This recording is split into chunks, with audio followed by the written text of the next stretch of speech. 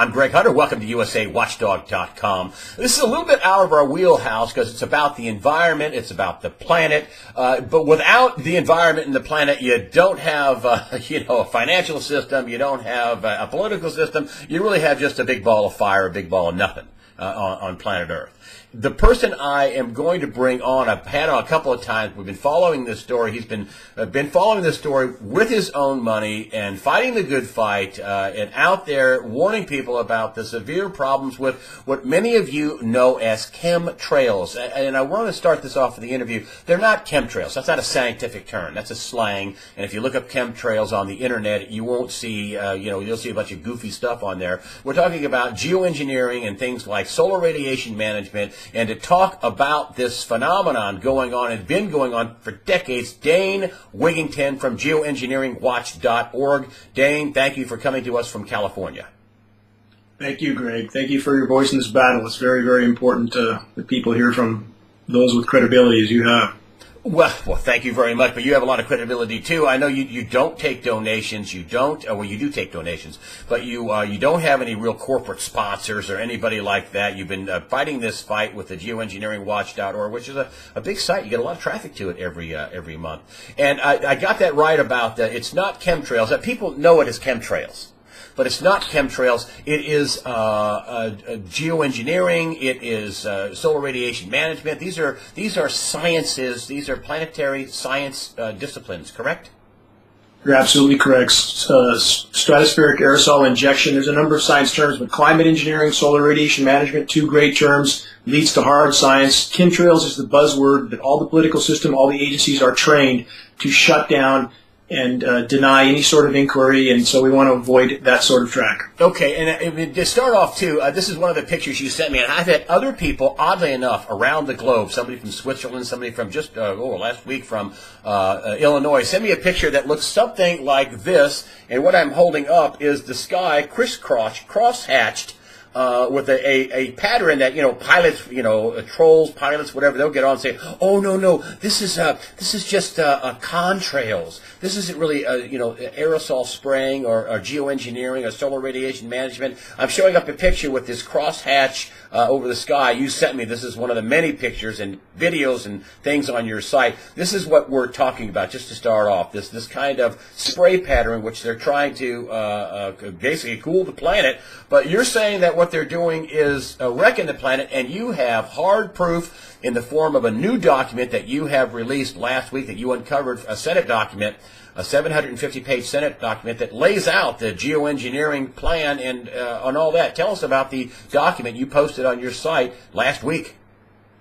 Well, you're correct. In the picture you're holding up, again, this is the express goal of, quote, solar radiation management, to put light scattering particles into the atmosphere to try to deflect some of the sun's incoming thermal radiation. Of course, that traps thermal radiation, disrupts the hydrological cycle, weather patterns around the globe, but that is the express goal, and that's what got me into this fight, Greg, was my background in solar with Bechtel Power. My home's off-grid, was on the cover of the world's largest renewable energy magazine when I began to lose 60-70% of my solar uptake from that kind of grid pattern that you're showing. That's a massive amount of sun blockage, and that's the goal of these programs. So in regard to the, quote, condensation trail lie, on our website we have tutorials on the high bypass turbofan jet engine, which is all commercial aircraft, all military tankers. People need to examine the data on the site so they can see that the design of this engine is not conducive to making any condensation trail except under the most extreme circumstances. So when we have documents like this 1978 document, and that's not the only one we have, by the way. We have another one, presidential document from 66, another one we're going to be posting from 65. But this 750-page document, how much proof do people need? In this document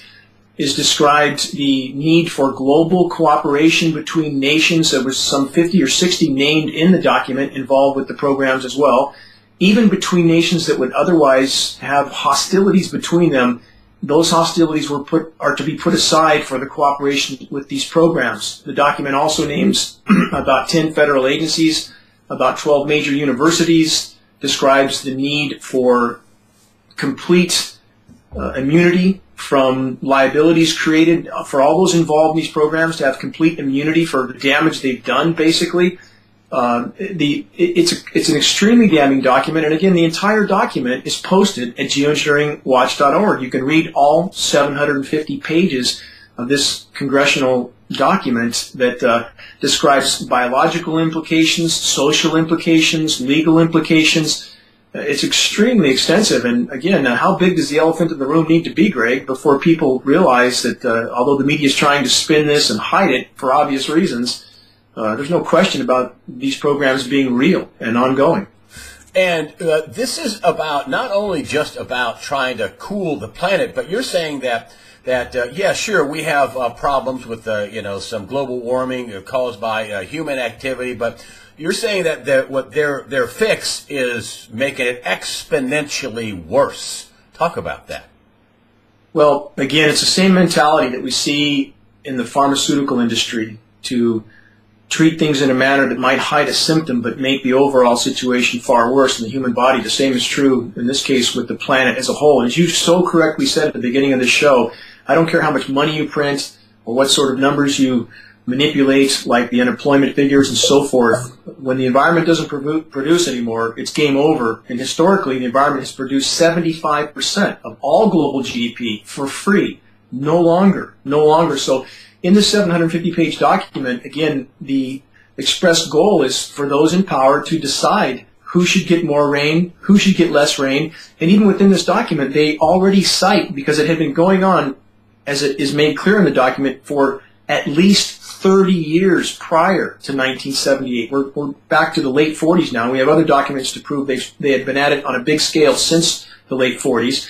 So even though you have the citing of major damage being done by these programs, their desire to play God with the weather was not suppressed at all, and they were in the process of expanding, even in the 78 document, how they would further expand the programs to a wider scope and scale, and the ramifications are incredibly damning, that these people think they have a right to play God with the weather, no regard for the consequences whatsoever. And again, how can someone deny that this is going on when we have that kind of documentation, Greg? So you were saying that in the pie chart, you say, listen, there's lots of reasons why we have global, climate problems, but if you put it in a pie chart, the biggest slice of the pie would be geoengineering or aerosol spraying or solar radiation management. That would be the biggest problem, and the reason why is because it doesn't allow the planet to react. Could you expound on that? Could you tell us more about that? Yeah, this is where, again, this is not in any way to downplay the damage that we've done to the planet from too many sources to count, and I am not downplaying that at all. We have a lot of problems that have been caused by human activity. There's no question about that. But as you correctly stated, when you inhibit the planet from being able to respond as the planet normally would, when CO2 goes up and the planet begins to warm, the hydrological cycle, the rain cycle, increases. This is the laws of physics. It can't not be that way unless you have a factor that's not being disclosed, like geoengineering. So they have basically completely straitjacketed the planet from being able to respond. And that's why we have, in spite of a warming planet, which geoengineering can deflect and cause large temporary areas of cooling with chemical ice nucleation and blocking the sun, it comes at the cost of a worsened overall warming, because they shred the ozone layer, they disrupt the rain cycle horribly. We have drought expanding around the globe, Greg. Boreal forests are dying, so the forests can't absorb carbon as they otherwise would. And the UV is cooking the trees. We have toxic metals raining down on us that are what they're spraying in these programs, aluminum, barium, strontium, which is poisoning the root systems of the trees. And we believe they're using ocean fertilization as part of these programs as well to try to force the ocean to absorb more carbon, and that's killing the oceans. We have 400 dead zones around the planet. So this is the quote-unquote cure, Greg, that's worse than the disease, and that's saying a lot, because we've done a lot of damage to the planet. But climate engineering is the epitome, the absolute epitome of human insanity in the quest for power and control. And ultimately, that's what these programs are about, Greg, power and control. If you look at this document we were speaking about, again, they're describing who they think should get more rain, who should get less rain, and who gives them the right to decide that. And you were saying that you know for a fact, as you've talked to people high up in state government in California, and I bring up California because it has, 1,000-year drought or 1,200-year drought going on. It's unbelievable. I'm worried about the people out there. We've seen here on the rest of the country, the rest of the world, California's getting some rain. And I brought that up to you and said, we're not getting rain. I mean, none of the reservoirs are getting rain. And you're saying that the people like Governor Brown and his deputies know this is going on. You've talked to them, some of these people personally. Tell me about that. Well, I've had private meetings in the Capitol with Gavin Newsom, Lieutenant Governor Newsom, and his aides. I've been in Barbara Boxer's office. I've been in high-level EPA meetings. I've spoken in front of the California Energy Commission, California Air Resources Board, EPA. The whole system is rigged from bottom to top because the state's being kept afloat with printed, fed, fiat money, just like every other state and the stock market and everything else. So the system's bought, sold, and paid for. In regard to their attempt to make it appear So wait. They know. Let me just get this on camera. They've told you, yeah, Dane, we know this is going on. In a high-level EPA meeting with 5 top EPA reps arranged by a congressional representative, I was told to my face that they are told to test for combustion particulates only. The rest of their samples go out the window, and you can't find what you're told not to look for. I would call that a fixed system. When State of California Water Quality stopped testing for aluminum in 2002, I would call that a rigged system. Absolutely. And what about Newsom, the deputy, the deputy up there in California, deputy governor? You've talked to him personally. He said, yeah, Dane, we know this is going on. With Gavin Newsom, Lieutenant Governor Gavin Newsom, in his office with his aide, and the data I presented, satellite imagery and so forth, and Gavin took a deep breath and leaned back in his chair and said, I didn't need this, or we didn't need this. There's no question they know this is going on, but if we look at those who try to speak out, Greg, let's look at John Wheeler, a former Bush aide, in 2011 was seen outside the Pentagon reportedly stating he was going to blow the whistle on these programs. He was found in a landfill 2 days later. Those in any position of power or authority understand the consequences of speaking out on these programs. Which is why I want to get to the next thing, the war on whistleblowers. And you've got some information on your site about that as well. Let's talk about that.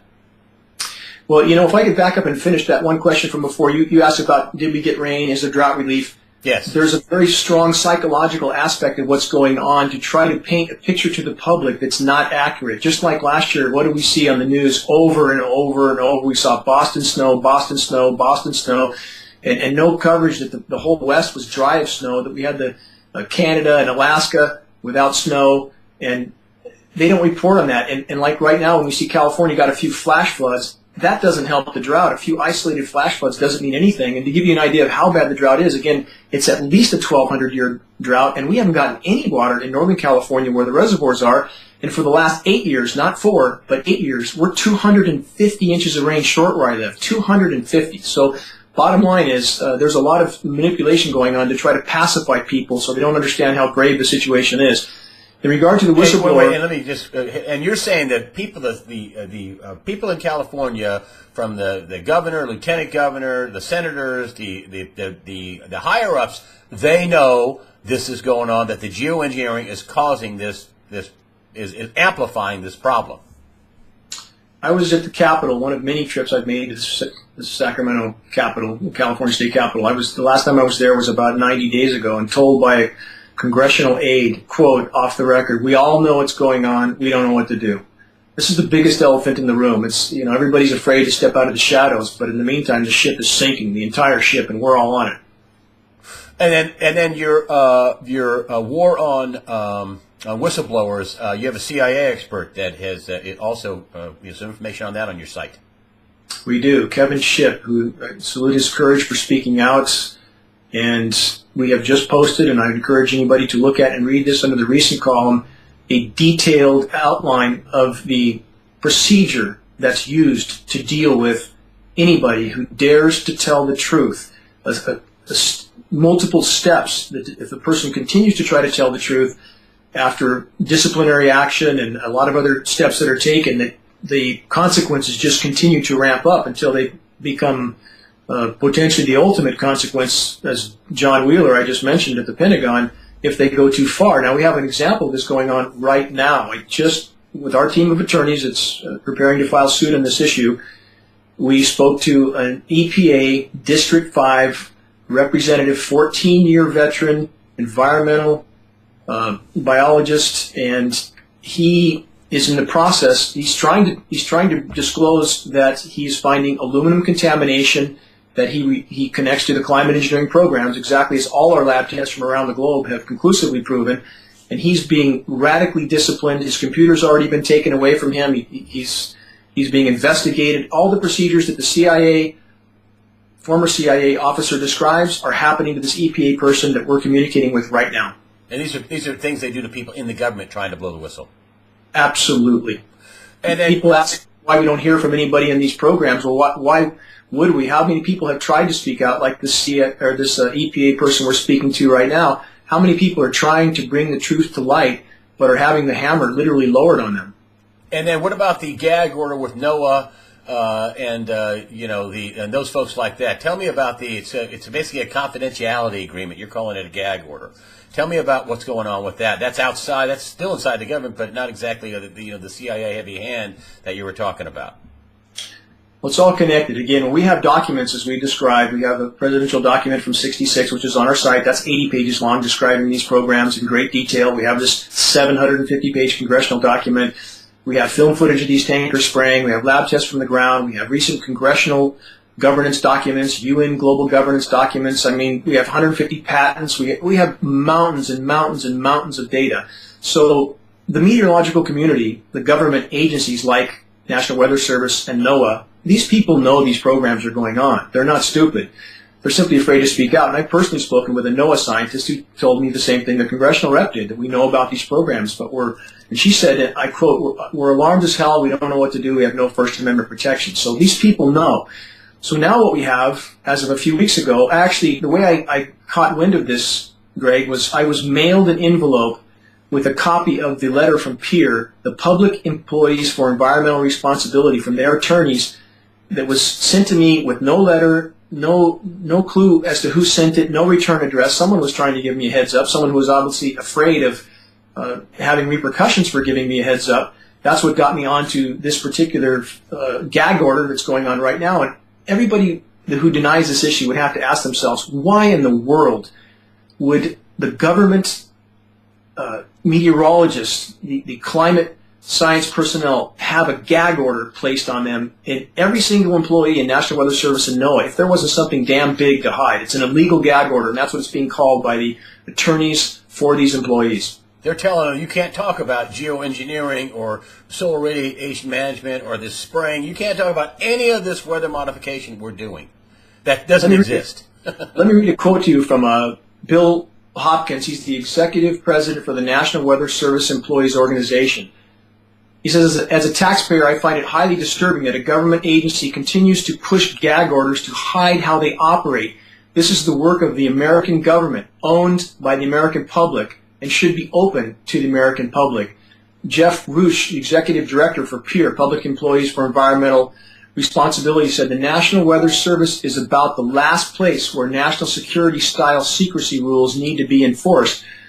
He continued with, everyone is free to talk about the weather except for people working inside the National Weather Service. Go figure. And that's his statement, go figure. I mean, so people need to absolutely see this for the red flag that it is.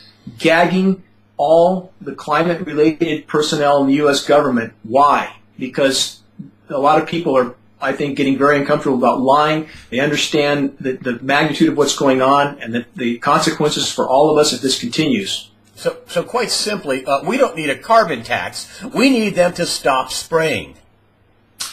It's more complicated. It's not that if we can stop climate engineering, we still have great challenges to face. There's no question about that. I mean, this is, if one stands back and looks at who would want the public to think everything's fine, business as usual is fine, I think we can see some obvious motivation there from the military-industrial complex, the fossil fuel industry, if you will.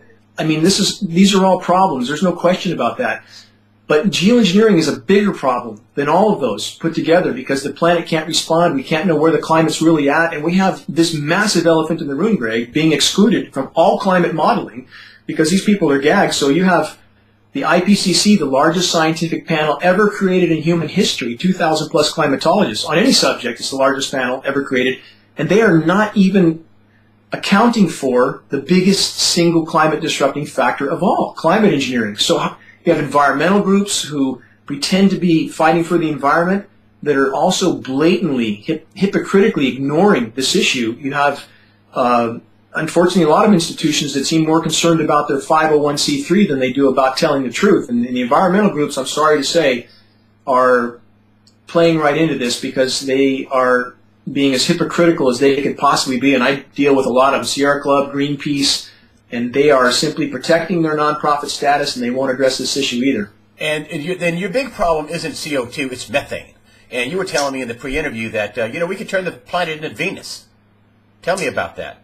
That's a mathematical fact. And again, for those who are looking at just the engineered cool down of the eastern U.S., which, by the way, has the whole meteorological community openly at least speaking about that, it's the most perplexing, unexplainable scenario on the planet Earth, that the eastern U.S. is the only below normal temperature zone for the last 2+ years. So carbon is a trigger to the methane release. It's a part of the equation. But geoengineering is perhaps a larger part of the equation because climate engineering has altered upper level wind currents, which has altered ocean currents. We now have warm water pumping into the Arctic and thawing formerly frozen methane deposits on the sea floor.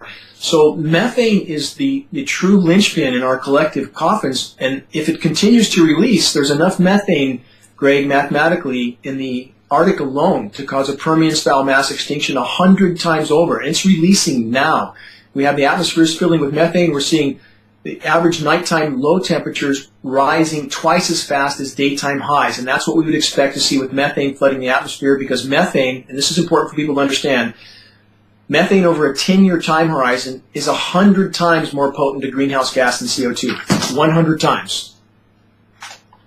And so the methane release is exponential. I mean, how bad could this get? How soon?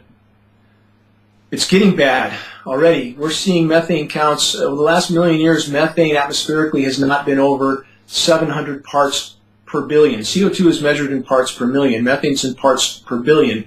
We're up to 3,000 ppb, parts per billion now, from 700.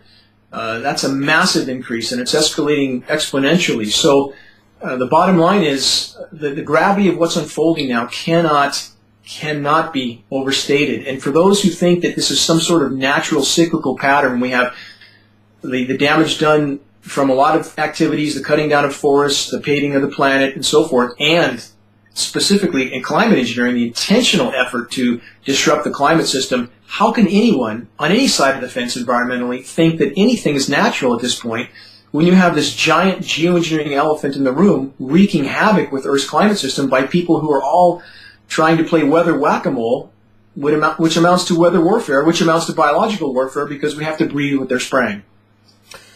Well, one last thing, Dane, I want to get in here. I really appreciate you coming on. You spent, I've said this before, but I want people to understand that you have been dedicated to this. You spent a lot, almost, I don't know how much of your retirement on this. You do not sell anything. You do not make endorsements for anything. You don't even have Google ads. I've been all over your site. So you live and die on people giving you stuff. I know you're not a 501c3, but is there a place that people can donate on your site? Do you have a donate button?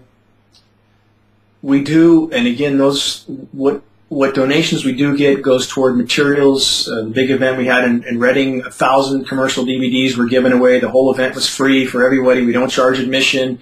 We paid for the guests that came, and we simply, the only goal for us, for myself, is to get the word out. So any help we get goes toward getting materials back out to those in the field who need them, color glossy flyers, commercial DVDs, and so forth, and that's what the revenue goes for with whatever we get.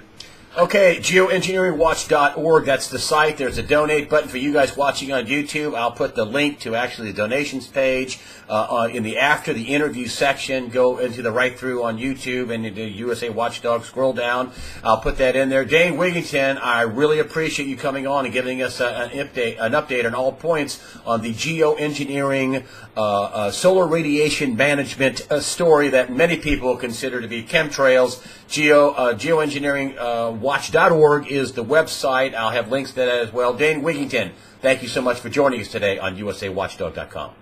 Thank you, Greg. And if I could say one last thing, people from their own home computer can do a tremendous amount of good by simply sending out data to those who don't know. And we have links at the top of the left side of the page in Geoengineering Watch that are designed for that. They're all put together already, so you can help us to spread the word. You tell two, they tell two each, the second day of a 30-day month, and so on for a month. That's 5.5 million. If we have everybody working together to raise awareness, we'll reach critical mass much faster. Thank you, Greg. Dane Wigington, geoengineeringwatch.org. Thank you for joining us today on USAWatchdog.com.